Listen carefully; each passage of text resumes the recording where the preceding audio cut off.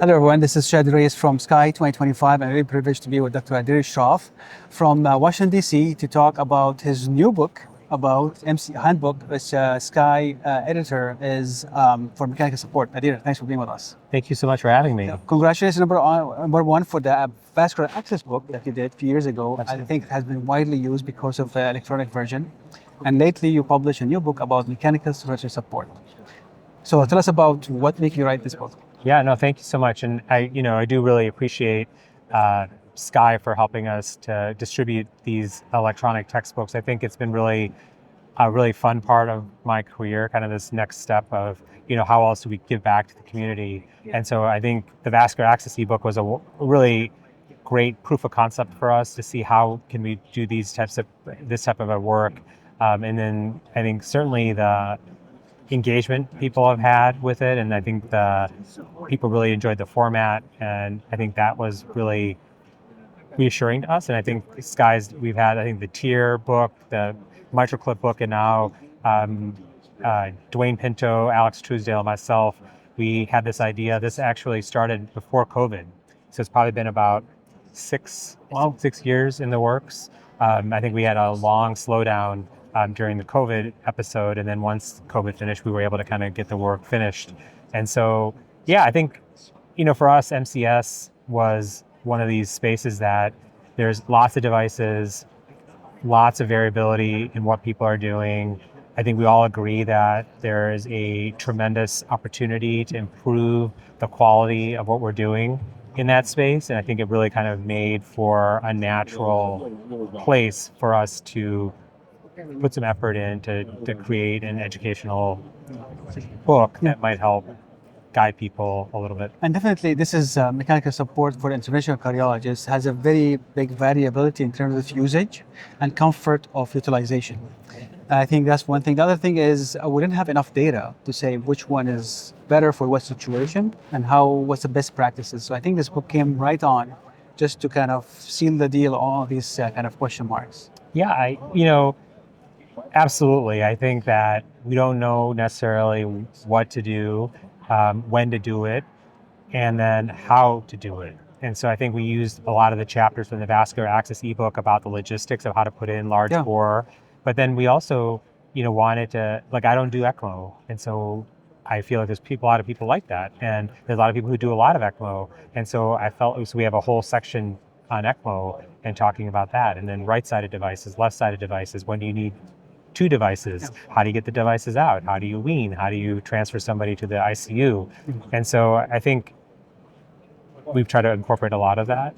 And then what I really also enjoyed, which is different than the vascular access ebook, is that we used the SCAI SHOCK algorithm and the classification system that came out nicely just a few years before the book. And we kind of use that as our foundation to kind of help people think about when do they need a device, when do they need to escalate, when do they need to think about transferring to another location. Absolutely. So, question about the technical aspect. As you said, the writing sometimes take time, finding writings and author and stuff, but how long it takes, or what is the effort put in and the support you got from SCAI to get this book kind of have the final product come out? Yeah, well, that's great. I think I'm very, very lucky that sort of my co-editors, Alex and Duane, they know a lot of people. And the nice thing is that all three of us have kind of different Rolodexes, different contact lists. And so whenever I couldn't find somebody, Alex pretty much always knew somebody.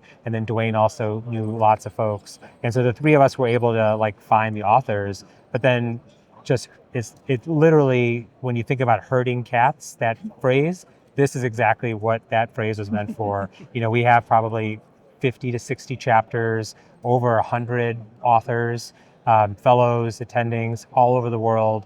And so trying to get all those people together and to get them to submit things, in a timely fashion. Everything had to have at least 2 revisions. So we had some people who were on their 3rd revision. We had some people who hadn't even sent the rough draft in. And so SCAI was able to get us a wonderful editor. And her job was, Jennifer Melton is her name. And she had this amazing sort of database of where everybody was in the process, and then she would send out all the revisions, and we would edit and send it back, and then they would send it in, and then once that all got done, then we also had a graphic designer who helped us come up with designs and illustrations that we needed. And then they put it all together and they published it, and then they've housed it on their site. So, we had a very nice grant from Abiomed to help support all this. But again, to their credit, they had a very hands-off approach in terms of what we included in the book, who are the authors that we invited. They really didn't have, much say. They knew what we were doing, and they trusted us based on the work we've done before. So it was great. It was a really nice partnership. Now, these books are electronic. Yes. And that make it easy to use, download on an iPad or on a website, which make it easy to update. So, Yes. and now we have like a good flux of new iteration for mechanical support devices.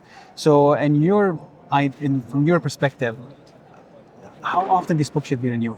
Yeah, I think, that is the benefit, and that's what I tried to sell to people when we were telling them about this, is that, if a chapter or if a topic comes out of date, we can update it instantly if we want to.